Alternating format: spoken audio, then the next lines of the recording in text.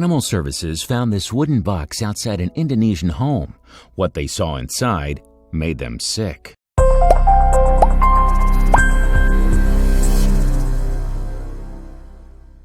When animal rescue workers noticed this ramshackle wooden box outside an Indonesian home, they instantly knew that something wasn't right, so they decided to get closer and take a look. But what they discovered inside went way beyond their wildest fears. Deep in the heart of West Borneo, the region's wildlife is constantly under threat from deforestation and industrialization. With many of their former habitats destroyed for palm oil production, countless species have been left without a home. And this has naturally made them vulnerable to some less than reputable individuals. In response to changes in the natural environment, officials from the West Kalimantan Forestry Department, or BKSDA for short, maintain a watchful eye over surroundings. While on patrol in the village of Rabak, one such official found something that piqued his curiosity: a wooden box laying in the yard of a man's home. Immediately, the officer's suspicions were raised.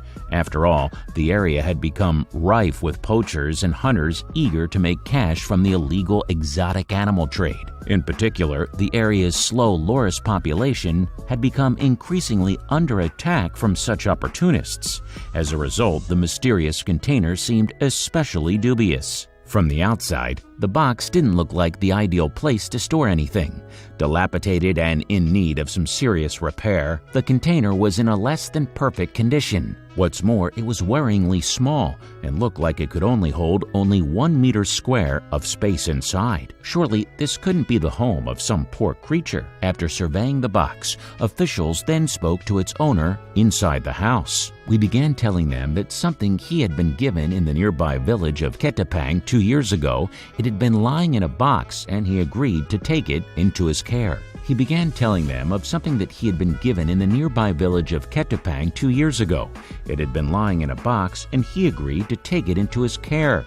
He then told them how he had to build the box for it to avoid upsetting his neighbors. With the owner's permission, the forest rangers moved closer to the box with the aim of checking on its contents.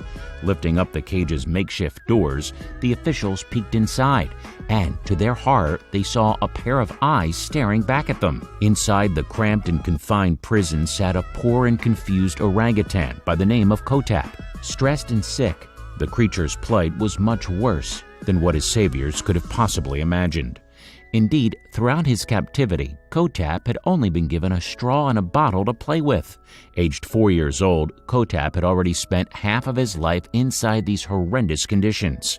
Never allowed out of the box, the animal only interacted with the outside world when the owner came to feed him. As such, the only experience he got of other life was through the sounds of people walking by his cage. To make matters worse, Kotap's owner had failed to give him the diet his species require to prosper. In the wild, orangutans feed on fresh fruit and leaves. However, instead, the young ape had been given starchy foods like rice and noodles to eat, as well as sugar-enriched drinks. The BKSDA knew they had to act, so they implored Kotap's owner to release him to their care. Despite the group's pleas towards the animal's safety, Kotap's raptor remained unconvinced and refused to relinquish his pet. Nevertheless, Indonesian law was on the forestry official's side, and the owner relented to their demands. With Kotap's fate now in their hands, the BKSDA began making steps to free the confined creature. So they turned to the International Animal Rescue, a group specializing in saving stricken wildlife around the area, for help. Naturally, the organization was more than happy to oblige and almost immediately sent rescue workers to Rabak. Earlier in May, officials from the BKSDA and International Animal Rescue began to set the orangutan free. But years of living in darkness and solitude had made Kotap distrustful of the outside world, and he showed little signs that he wanted to be rescued at all. When officials opened the dilapidated box, the man of the forest backed away in sheer fright. Kotap was very stressed by all the strangers who gathered to see him when he was taken out of the box. IAR veterinarian Yui admitted on the team's website. He became nervous and aggressive, which is not surprising. Despite his initial reservations, Kotap eventually grew a little more trusting and soon ventured out of his prison. With a crowd of people watching, workers bundled the young ape into the arms and took him to a nearby truck. There, they put him in a much more comfortable enclosure with leaves and natural food for him to enjoy. Though he was warming up to his new friends, Kotap still showed signs of hostility, a result of his 2-year torture. Whenever he saw or sees some strangers, he becomes a bit aggressive, Yui said. So we just keep a distance between him and the people who are curious about him. Getting Kotap back to a safe place was no easy task. In fact, the International Animal Rescue Team drove for 12 hours just to get the poor creature back to their animal sanctuary. But their hard work paid off, and after a lengthy journey, Kotap was back with his own kind. With his last 2 years of life being exceptionally painful, Kotap can rest easy knowing that he's now in safe hands. Based in Ketapang, West Kalimantan, the IAR's Orangutan Rescue is more than equipped for Kotap's needs. In addition to mimicking an ape's natural environment, the center also has room for 100 other orangutans. Due to rate of deforestation in Borneo, orangutans in Indonesia are sadly facing an uncertain future. And unfortunately, Kotap is just one of many apes whose life has been thrown into disarray. In a similar case, a baby orangutan was discovered locked in a chicken cage by the IAR in 2014. The problems facing today's orangutans are certainly widespread, but many people remain ignorant to these creatures' plight. And the exotic pet trade is one part of the problem.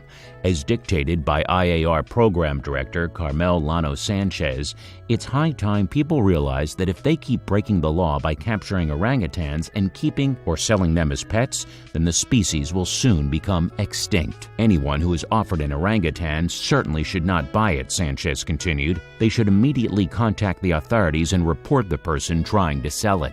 And if people are not willing to cooperate by surrendering the orangutan and persist in breaking the law, then the necessary action must be taken to enforce it. It may be a long road to getting captured orangutans the necessary help, but organizations like International Animal Rescue and the BKSDA are making every effort to give our simian friends the habitats they deserve. And thanks to the orangutan rescue, Kotap is learning to live the life he was born to lead. Surely there is no happier ending than that.